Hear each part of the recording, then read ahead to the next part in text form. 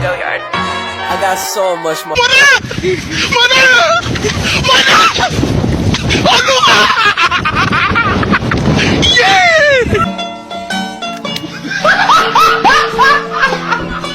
Are you ready, kids? Aye, aye, Captain! I can't hear you. Aye, aye, Captain! Oh! Fucking design on right now. Assalamualaikum warahmatullahi wabarakatuh. Kembali lagi kawan-kawan semuanya. Hari ini kita akan mencoba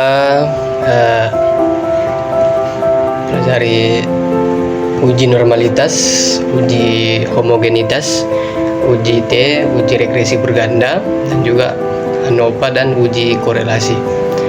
Saya akan mencoba dengan judul adalah pengaruh penggunaan media manipulatif dan intervensi kelas terhadap kemampuan pemecahan masalah matematis siswa SDN 194 kan baru.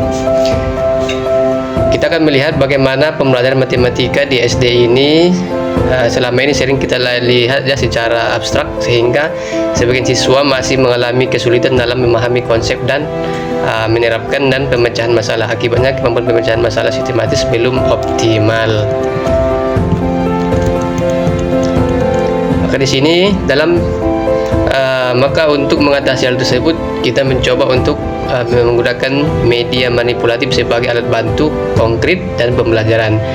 Media manipulatif merupakan benda nyata yang dapat disentuh, digerakkan, dan juga digunakan secara langsung oleh siswa dapat membantu memahami mereka dalam konsep matematika. Adapun H1-nya ada perbedaan rata-rata kemampuan pemecahan masalah matematis antara kelas eksperimen yang menggunakan media manipulatif dan kelas kontrol yang menggunakan pembelajaran konvensional. H2-nya penggunaan media manipulatif berpengaruh positif terhadap kemampuan pemecahan masalah matematis siswa. H3-nya secara bersama-sama intervensi kelas pembelajaran menggunakan media manipulatif dan tingkat penggunaan media manipulatif berpengaruh signifikan terhadap kemampuan pemecahan masalah matematika siswa. Adapun H4-nya terdapat hubungan positif dan signifikan antara penggunaan media manipulatif dengan kemampuan pemecahan masalah matematis siswa. Ini sudah saya ada datanya. Sekarang kita akan, ini datanya Bapak Ibu. Oke, kita akan mencoba menggunakan ke SPSS. Ini datanya, kita copy saja semuanya Bapak Ibu.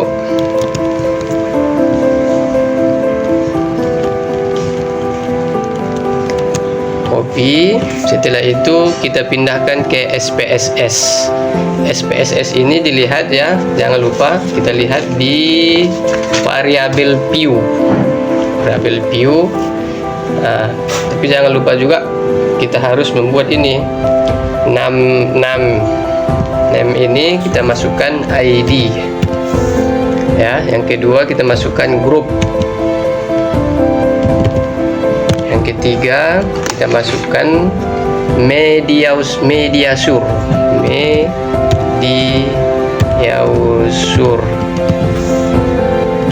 Selanjutnya kita masukkan posttest.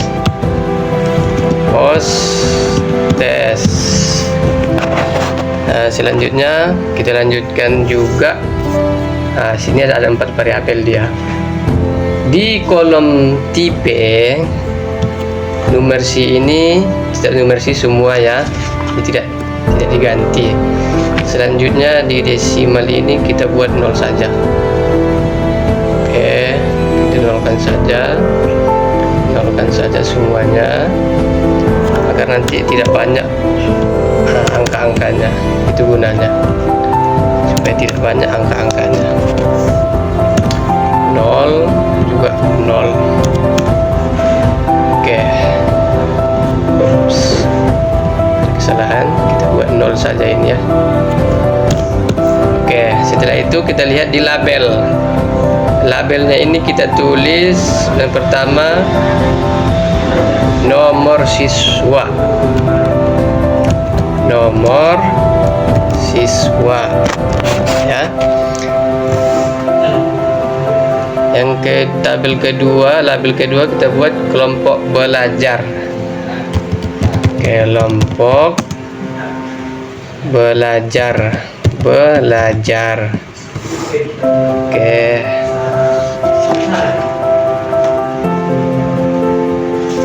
Kelompok belajar.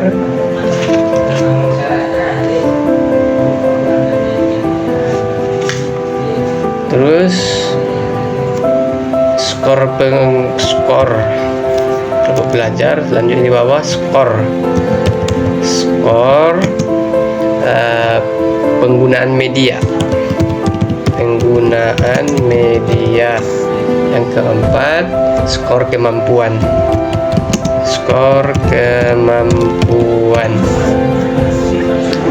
Oke, untuk selanjutnya kolom values. Nah, ini kita kosongkan saja kolom ini. Lanjut kolom yang kedua kita buka. Valuesnya ini kita masukkan 0 sama dengan kontrol,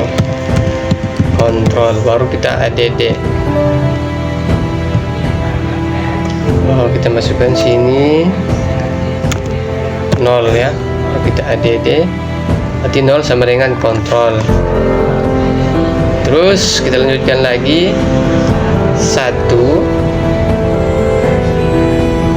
sama dengan eksperimen. Kita add kan, oke, baru kita oke kan.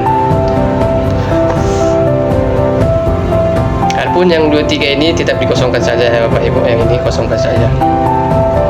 Terus kita pindah ke measure-nya ini 1 dan 2 kita buat nominal. Kolom 1, kolom 2 nominal, kolom 3, 4 scale. Ya, seperti ini. Baik, setelah seperti ini Bapak Ibu, maka kita pindahkan ke data view. Baru kita copy yang tadi. Ini ya Bapak Ibu untuk nilainya. Maka sekarang kita akan coba ke uji normalitas. Bagaimana uji normalitas itu? Apa tujuannya? Tujuannya memeriksa apakah data post-test berdistribusi normal di setiap kelompok. Bagaimana? Yang pertama kita perlu klik namanya itu analyze. Setelah itu kita masukkan eksperimen statistik. Ini setelah itu mana yang ini nomor 2 ya, kita klik export. Tampilan seperti yang Bapak Ibu. Baru kita masukkan yang di kolom dependent list ini ya, kita masukkan skor kemampuan. Oke, faktor list kita masukkan kelompok belajar. Ini kelompok belajar ya. Setelah itu klik plots. Ya, plots ini kita klik normality ini kita klik. Setelah itu klik continue dan klik OK. Maka seperti inilah tampilannya. Cek ke bawah. Ini apa Ibu, test of normality ya. Maka kita lihat dari data yang sudah kita cari, signya ini adalah lebih besar daripada 0,5. Signya lebih besar daripada 0,5. Maka data yang kita dapatkan di kelas kontrol ini, berapa datanya? Kita dapat 0,19. Itu kita dapatkan. Setelah itu gas eksperimen ini masukkan, dapat nilainya 293. Maka kita lihat di Sapir Week ini Itu untuk uji normalitas. Sekarang kita lanjutkan uji homogenitas. Tujuannya adalah untuk mengetahui apakah varians post-test antar kelompok sama. Caranya kita kembalikan lagi yang tadi, kembali ke yang di sini ya Bapak Ibu. Nah, kita klik analyze. Setelah itu complements.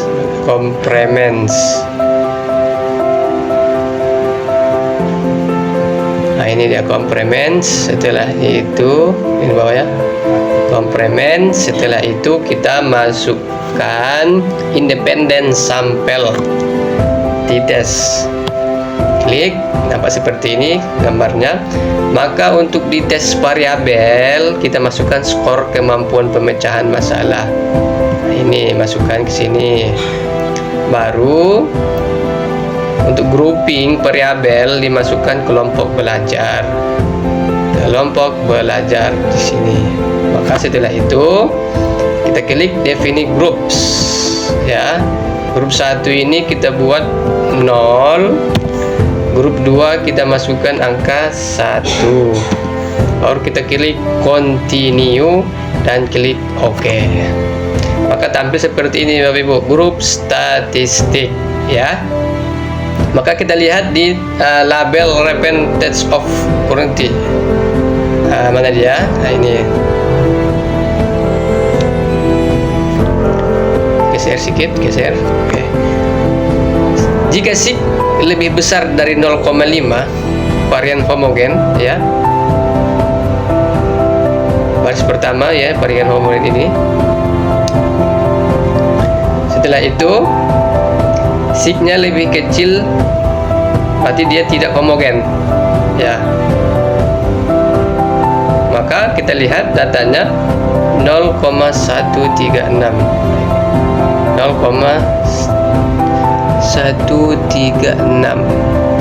lebih kurang seperti itu.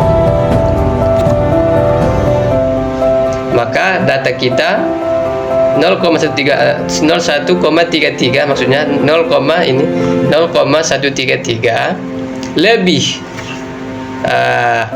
besar daripada 0,5 itu. Lebih besar daripada 0,5. Selanjutnya kita masuk uji T. Kembali lagi ke yang tadi. Apa uji T ini? Melihat perbedaan rata-rata post-test antara kontrol dan eksperimen. Bagaimana itu? Nah, ini kita lihat.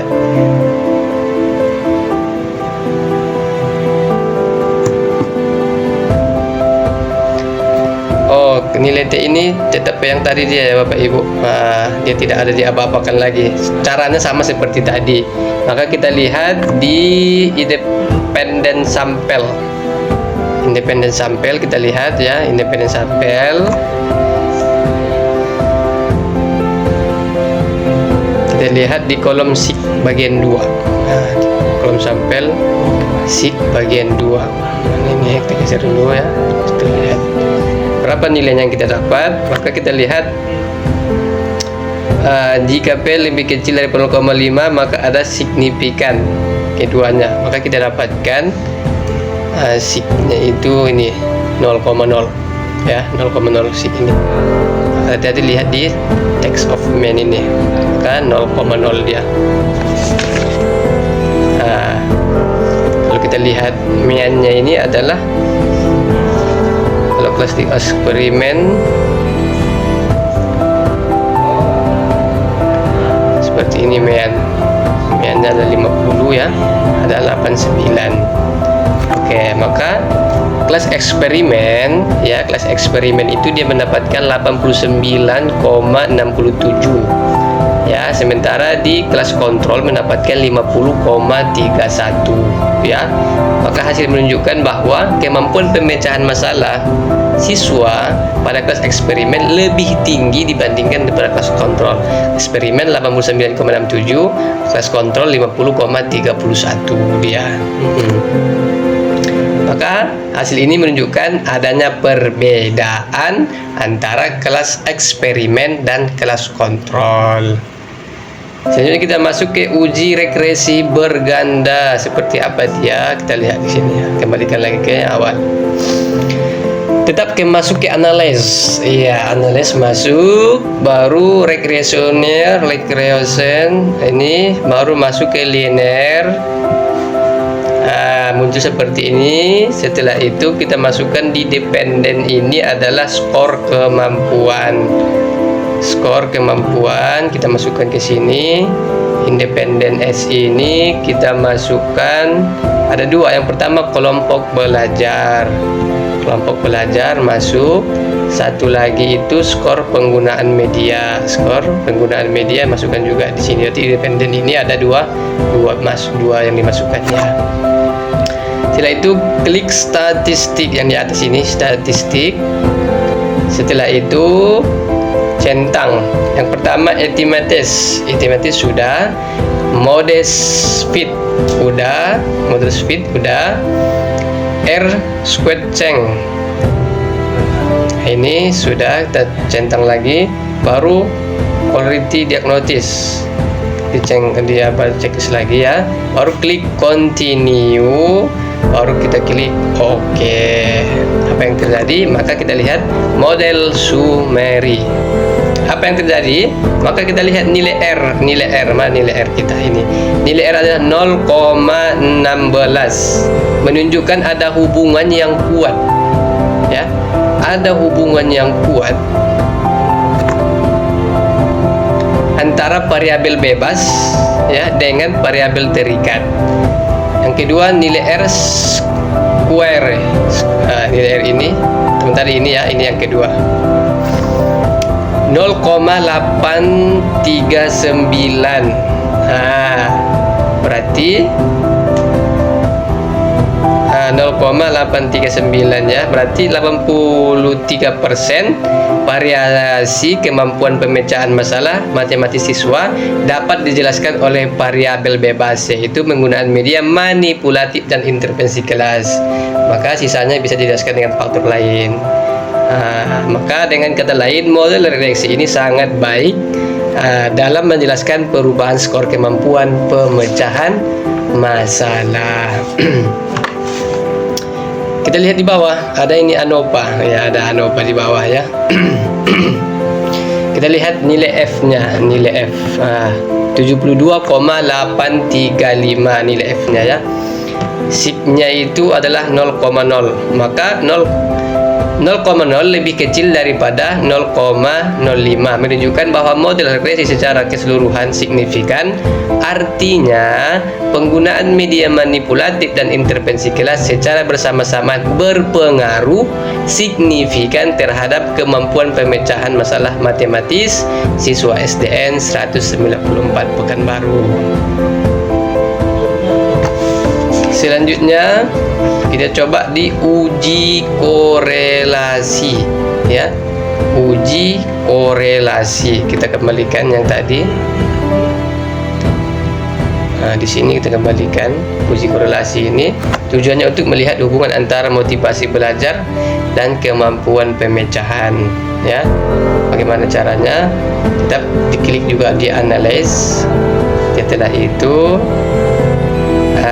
analis, baru kita masuk korale, baru kita masuk beri variety.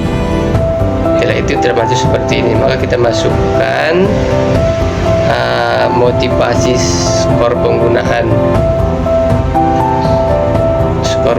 masuk satu, masukkan lagi post test kita, skor kemampuan masukkan ya. Terus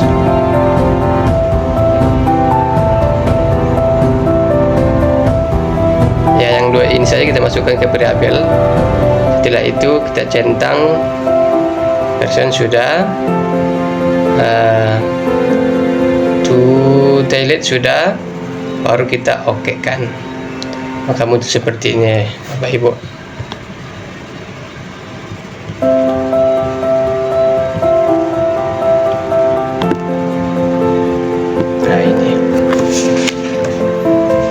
Bagaimana cara menafsirkannya ini? Nah, kita lihat. Pertama, nilai korelasi atau Pearson correlation ini. Nah, korelasi antara skor Mediasur dan skor kemampuan pemecah masalah adalah 0,87. Ini 0,870. Nah, nilai 0,870 ini menunjukkan ada hubungan positif ya berdasarkan kategori umum. Maka kalau sudah 0,87 itu dia sangat kuat dari data yang berada di antara bagian ini. Sangat kuat dia ini Bapak Ibu. Kenapa? Karena dia lebih besar ya. Kalau kita lihat di sini,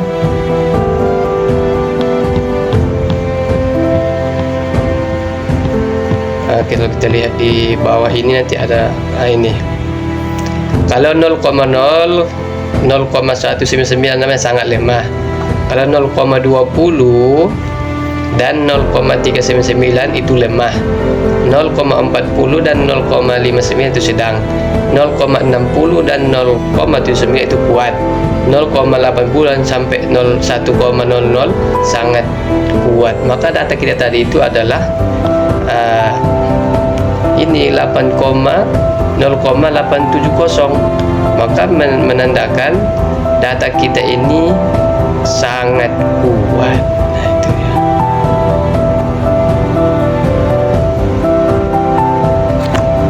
Kita lihat nilai signifikasi SIG2-nya. SIG2-nya ini. SIG2-nya. Jika SIG 0, SIG sama dengan 0, ya ini SIG kita 0, ya.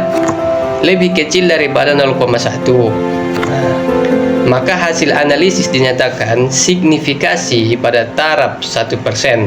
Artinya, hubungan antara penggunaan media manipulatif dan intervensi kelas dengan kemampuan pemecahan masalah matematis siswa benar-benar signifikan.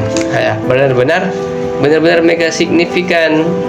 Ya, berdasarkan statistik, bukan terjadi karena kebetulan. Ya, memang benar-benar signifikan, bukan karena kebetulan mereka terjadi. Maka dengan demikian hipotesis alternatif atau HA-nya itu diterima. Berdasarkan analisis regresi berganda, diperoleh nilai R tadi. Berapa nilai R kita? Nah, nilai R tadi itu, kita cek ke atas nilai R-nya. Nah, ini nilai R kita 0,916. Nah, itu nilai R kita. Nah, dengan signifikannya adalah 0,0, lebih kecil berarti. Maka hal ini menunjukkan bahwa hubungannya sangat kuat dan signifikan, ya, positif. Nah, sangat kuat dan signifikan positif. Ke antara penggunaan media manipulatif dan intervensi kelas ini, ya, media dan signifikasi ini sangat positif antara penggunaan media manipulatif serta intervensi kelas dengan kemampuan pemecahan masalah matematis siswa. Maka baik penerapan media manipulatif dan intervensi kelas, maka semakin tinggi pula kemampuan siswa dalam memecahkan masalah matematis. Seperti itu Bapak Ibu. Nah, maka hasilnya tadi ini adalah terdapat hubungan sangat kuat dan positif dan signifikan positif antara penggunaan media manipulatif serta intervensi kelas. Kesimpulannya, semakin baik penerapan media manipulatif dan intervensi kelas, ya, semakin baik kita menggunakan media manipulatif dan intervensi kelas, maka semakin tinggi pula kemampuan siswa dalam memecahkan masalah matematis, seperti yang tadi kita lihat Bapak Ibu, ya. Seperti ini tadi, mana tadi kita lihat? Nah, ini tadi seperti ini tadi, ya, 50 kelas kontrol, 89 kelas eksperimen. Berarti ada hasil yang kita lihat. Maka semakin baik penerapan manipulatif dan intervensi kelas, maka semakin tinggi pula kemampuan siswa dalam memecahkan masalah. Baik, terima kasih Bapak Ibu, mudah-mudahan bermanfaat, ya. Kurang lebihnya mohon maaf. Assalamualaikum warahmatullahi wabarakatuh.